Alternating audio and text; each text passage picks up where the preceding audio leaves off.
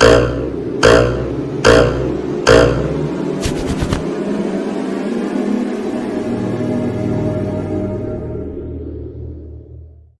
को रील्स बनाने का बड़ा ही क्रेज है और वो दिन भर रील्स बनाती रहती है। खाते पीते घूमते फिरते घर में कॉलेज में रील्स बनाने के कारण प्रज्ञा पूरे कॉलेज में हाईलाइटेड है। जहां उसकी रील्स सभी को पसंद आते हैं, वहीं मनीषा चिंता में डूबी रहती है। एक रोज जब खाते हुए प्रज्ञा रील्स बना रही होती है, तब मनीषा कहती है, 1 मिनट भी चैन नहीं है इस लड़की को। ये नहीं कि खाना तो आराम से खा ले, लेकिन नहीं, अरे थोड़ी देर रील्स नहीं बनाओगी तो आसमान नहीं टूट पड़ेगा। अरे मम्मी, इसी को तो कहते हैं डिटर्मिनेशन। तुम नहीं समझोगी ये सब। भगवान, इस लड़की को सद्बुद्धि दे। जब देखो तब टेढ़ा बाका मुंह बनाती रहती है।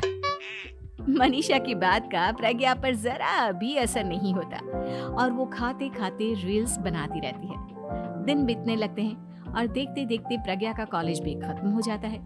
आए दिन कोई ना कोई मनीषा को प्रज्ञा की शादी करवाने का सुझाव दे जाता है। सब ठीक ही कहते हैं, प्रज्ञा की शादी कर देनी चाहिए। अपने घर के काम काज में व्यस्त हो जाएगी तो खुद ही ये रील्स और नाच गाना बंद हो जाएगा।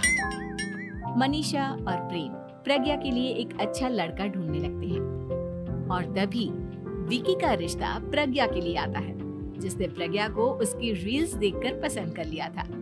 अगले दिन विकी अपने माता पिता के साथ प्रज्ञा के घर पहुंच जाता है और प्रज्ञा साड़ी पहने हाथों में चाय की ट्रे लिए उनके सामने आती है। जब विकी को पसंद है तो हमें भी बहू पसंद है। बहन जी, आप बारात की तैयारी कीजिए। एक बार लड़का लड़की अकेले में बात कर ले तो अच्छा रहेगा। हाँ हाँ, क्यों नहीं। मनीषा विकी को प्रज्ञा के कमरे में भेजती है, जहां प्रज्ञा पहले से ही रील्स बना रही होती है। तभी विकी कहता है, आ गए आपके साजन जी। हमारे साथ ये रील्स कंप्लीट करती तो और भी अच्छा रहता। अच्छा जी, अब आ ही गए हैं तो बना ही लेती हूँ आपके साथ। दोनों मिलकर रील्स बनाते हैं। जब वी मीट और तुरंत पोस्ट भी कर देते हैं। फिर विकी कहता है, जब आप साड़ी में चाय लेकर आए तब मुझे लगा कि कहीं मैं गलत घर में तो नहीं आ गया। अब सही है। दोनों की शादी पक्की हो जाती है और शादी के दिन भी प्रज्ञा रील्स बनाने से चूकती नहीं।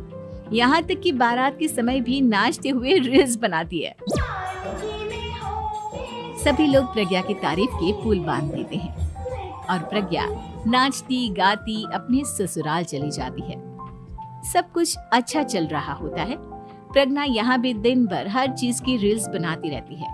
लेकिन कुछ दिनों के बाद जब सुनीता कहती है, बहू, ये रील्स के साथ साथ कुछ काम भी कर लिया करो। वैसे तुझे और क्या क्या बनाना आता है? मम्मी जी, वैसे तो सब कहते हैं कि मैं सब कुछ अच्छा बनाती हूँ, लेकिन मुझे लगता है कि मैं मैगी अच्छा बना लेती हूँ।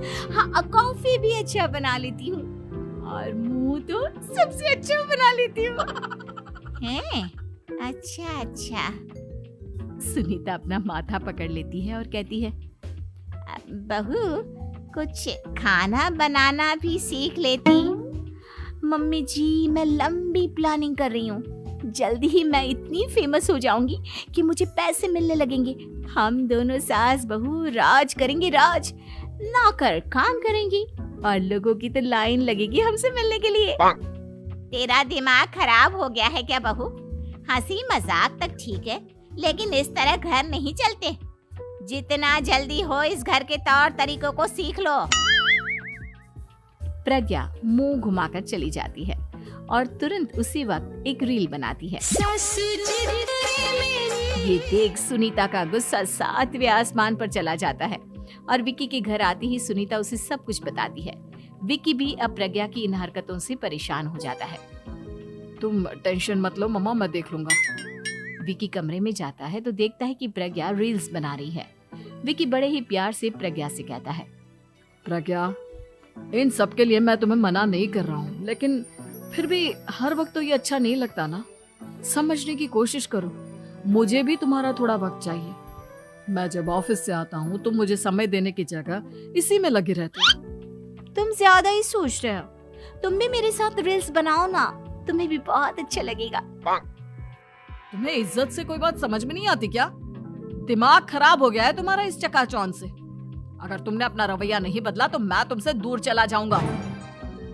तुम ही रिश्ता लेकर आए थे, मुझे लड़कों की कमी नहीं थी और ना आज है। विकी दरवाजा पटककर चला जाता है। धीरे धीरे विकी प्रज्ञा से दूर होता जाता है। एक रोज मनीषा प्रज्ञा के ससुराल उससे मिलने जाती है। तब सुनीता उससे कहती है, बहन जी, अब आई हैं तो कुछ दिन यहाँ रहकर जाइएगा, आप ही का घर है। हाँ मम्मी, बहुत दिन हो गए तुम्हारे साथ एक भी रील नहीं बनाई मैंने। प्रज्ञा तुरंत अपने फोन में रील्स ऑन कर लेती है। ये सब मुझसे नहीं होता। तेरा ये भूत अभी तक नहीं उतरा क्या? बहन जी, आप कुछ कहती नहीं क्या इसे? जब आप ही कुछ नहीं कर पाई तो मैं कर ही क्या सकती हूँ। सास तो वैसी ही बदनाम है। शाम को घर की लाइट चली जाती है और मनीषा प्रज्ञा से कहती है, मेरे घुटनों में बहुत दर्द हो रहा है, तू लाइट का कुछ इंतजाम करना बेटा। अच्छा, कैंडल जला देती हूँ मम्मा। प्रज्ञा गाते हुए कैंडल जलाती है और खिड़की के पर्दे के पास रख देती है। मनीषा, जिसे बहुत दर्द हो रहा है, वो सो जाती है और प्रज्ञा हमेशा की तरह अपने रील्स में लग जाती है। उधर कैंडल की वजह से पर्दा आग पकड़ लेता है और मनीषा के कमरे में आग लग जाती है। बचाओ, कोई है, बचाओ। सभी भागते हैं और विकी कमरे की आग बुझाने में लग जाता है, लेकिन तब तक मनीषा आधी जल चुकी थी। मनीषा की हालत देख प्रज्ञा रोने लगती है। विकी मनीषा को तुरंत हॉस्पिटल ले जाता है और उसे एडमिट कराता है।